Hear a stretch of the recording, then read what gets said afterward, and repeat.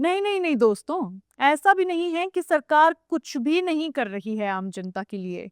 बहुत कुछ कर रही है सरकार, लेकिन कई केसेज़ में ऐसा होता है कि सरकार जो सुविधाएँ आम जनता तक पहुँचाने वाली होती है, वो कभी-कभी बीच में ही गोल हो जाती है।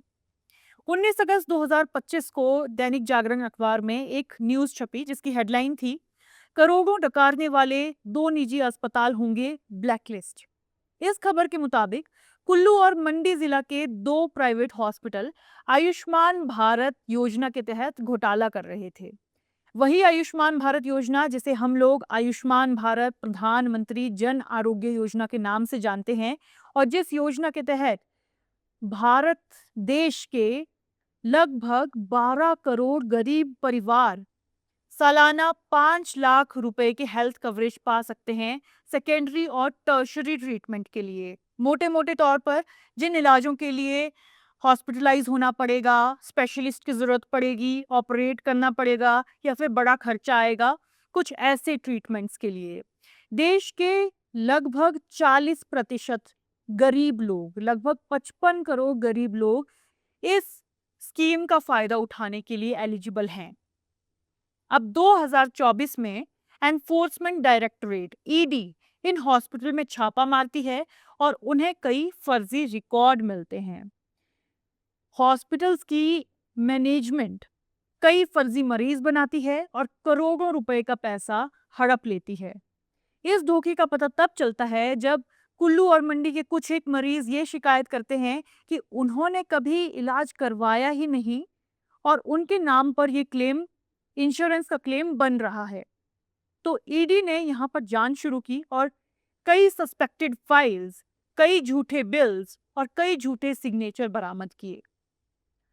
लेकिन क्या ये सिर्फ एक दो हॉस्पिटल्स की बात है और क्या ये सिर्फ हिमाचल में ही हो रहा है?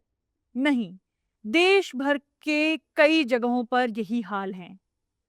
इस साल फरवरी के महीने में health and family welfare minister Pratap Rao Yadav ji ने लिखित रूप में एक उत्तर दिया था राज्यसभा में, जिसमें उन्होंने ये बताया कि देश भर में 1114 हॉस्पिटल्स को आयुष्मान भारत स्कीम के पैनल से बाहर कर दिया गया है। 549 हॉस्पिटल्स सस्पेंड कर दिए गए हैं और 1504 से अधिक हॉस्पिटल ऐसे हैं जिन पर 122 करोड़ रुपए तक का जुर्माना लगाया गया है।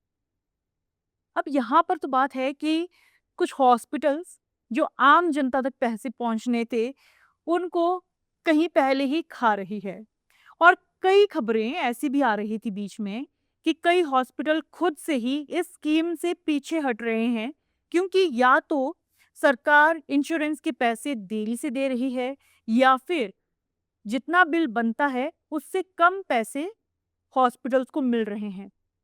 अब चाहे मामला कोई भी हो, कैसा भी हो, पिसने वाला है आम जन, गरीब जनता। और देश में हर साल 5 से 10 करोड़ लोग ऐसे होते हैं जो किसी गंभीर बीमारी की चपेट में आकर गरीबी की ओर धकेल दिए जाते हैं, सिर्फ एक बीमारी की वजह से। एक्सपेंसिव ट्रीटमेंट, हेल्थ कवरेज और बाकी सब चीजें। लेकिन क्या ये सिर्फ हेल्थ केयर सेक्टर में ही ऐसा हो रहा है? अगर हम देखें तो ऐसे कई सेक्टर्स हैं जहां पर सरकार बहुत कुछ कर रही है, लेकिन वो स्कीम्स जब तक जनता तक पहुंचती है या तो उनकी क्वालिटी घट जाती है या फिर वो पहुंचती ही नहीं है या फिर बहुत कम पहुंचती है। लेकिन अच्छी बात यह है कि ऐसी चीज़ों की जांच हो रही है और भविष्य में भी ऐसी चीज़ों को जांचा जाना चाहिए। फर्जीवाड़े का पता लगते रहना चाहिए और ऐसे बेईमान लोगों पर सख्त कार्यवाही भी होनी चाहिए। मेरा खुद का एक दोस्त है जिसने आयुष्मान भारत योजना का लाभ उठाया था। आप में से भी कई लोग ऐसे होंगे जो इस तरह की स्कीम्स का फायदा उठाते रहते हैं। लेकिन जब ऐसे फर्जी लोग आ जाते हैं बीच में, तो बहुत से ऐसे लोग इन लाभों से वंचित भी रह जाते हैं। आपकी क्या राय है इस विषय पर? ज़रूर कमेंट सेक्शन में बताइएगा। अभी के लिए धन्यवाद।